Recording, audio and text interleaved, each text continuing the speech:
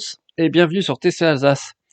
Alors, je voulais faire cette petite introduction sympathique pour montrer que, contrairement à ce que Elon Musk pense, la vue ne fait pas tout. En tout cas, c'est vraiment le gros message du jour, hein. À savoir que Tesla va encore améliorer son FSD, sa conduite autonome aux États-Unis, hein, pas en Europe malheureusement. Et surtout, ce que Elon Musk explique, c'est que maintenant ils vont de plus en plus se fier qu'aux caméras. C'est-à-dire que le radar avant va être de moins en moins utilisé, voire plus utilisé du tout. Et malgré ça, il dit aussi que la détection, enfin la conduite, on va dire, autonome par temps dégradé va être aussi améliorée, malgré le fait qu'effectivement les caméras voient moins bien la nuit. D'ailleurs, si vous voyez ce qu'il dit exactement, as vision processing gets better, it just leaves radar far behind. Alors honnêtement, moi, je suis un peu circonspect avec ce statement, cette affirmation d'Elon Musk, notamment par temps dégradé, à faire un brouillard très important ou une pluie très importante. Je pense qu'effectivement, dans ces cas-là, les caméras, elles n'y verront plus rien non plus. Ah, par contre, la combinaison des caméras pour une meilleure détection 3D des objets, ça, pourquoi pas, effectivement, c'est probablement le cas, hein, puisqu'un radar, il faut rouler pour que le radar de la voiture puisse définir la distance par rapport au véhicule qui vous précède. Et c'est sûr que en termes de puissance, c'est probable que les caméras, hein, avec les processeurs graphiques, ils sont capables de gérer beaucoup plus d'objets en 3D que le simple radar en face de la voiture. Bon, évidemment, les capteurs, eux, pour pouvoir se garer quand il faut être aux dizaines de centimètres près, sont toujours importants.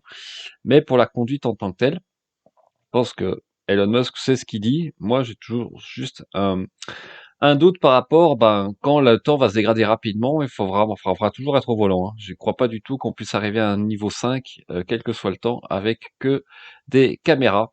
Alors, il dit aussi, voilà, que il y aura aussi l'absence peut-être d'ajustement des sièges, juste basé sur la masse de l'occupant.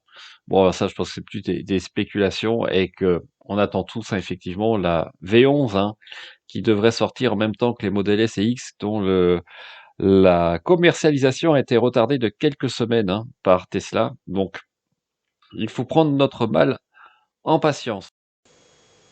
Maintenant, on va parler des problèmes de qualité de la Model 3 parce qu'il y a un article sur Inside EV qui se base sur une vidéo de Cleaner Watt qui est très bien faite et dont on va parler tout de suite. Donc voilà ce fameux article sur Inside EV et vous savez qu'il y a beaucoup de vidéos qui parlent de ce problème de qualité, hein, sur la Tesla, la finition, la qualité de la peinture, notamment des peintures monocouches, les problèmes de triangle, de suspension aussi au bout d'un certain nombre de kilométrages, la buée dans les phares arrière, etc. L'ajustement des différents des portes et du capot, enfin et des phares aussi. Donc voilà, il y a quand même beaucoup de commentaires qui fusent, hein, sur notamment Facebook.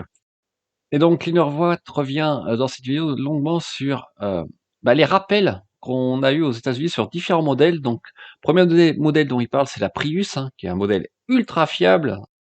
Et vous voyez qu'entre 2017 et 2020, en tout, on a eu une dizaine de rappels qui concernent différents systèmes, le système hybride, la perte du freinage, de l'assistance du freinage, etc. Pour la Bolt, pareil, hein, une dizaine de rappels entre 2017 et 2020, avec moins de ventes, hein, par rapport à la Prius, mais notamment un problème de batterie qui aurait pu prendre feu. Et autrement, pareil, un problème sur les freins arrière, un problème des ceintures, donc pas mal de soucis. Vous voyez que en comparaison, la Model 3, avec 500 000 ventes, il y a eu qu'un rappel aux États-Unis sur cette période. Et il rappelle aussi que voilà, en théorie, la Model 3 est prévue pour parcourir plusieurs centaines de milliers de kilomètres et puis finit par une autre chaîne YouTube qui s'appelle The Electric Man et qui fait une revue assez approfondie d'une Model 3 2021 et pour montrer que la qualité perçue, C'est vraiment amélioré. Donc la conclusion, c'est que oui, il y a des problèmes de finition sur la Model 3, mais concrètement, si on regarde le nombre de rappels liés à la sécurité ou à la structure même de la voiture ou des batteries, en fait, si on compare aux autres marques, on voit qu'il y a pas tant de rappels que ça, premièrement, et qu'ensuite, il y a pas de rappels critiques, comme on a pu le voir là chez certains autres constructeurs. Voilà, écoutez, j'espère que cette petite vidéo vous a plu. N'hésitez pas à vous abonner, laisser des pouces bleus, des commentaires, et on se dit à très bientôt sur Tesla Alsace.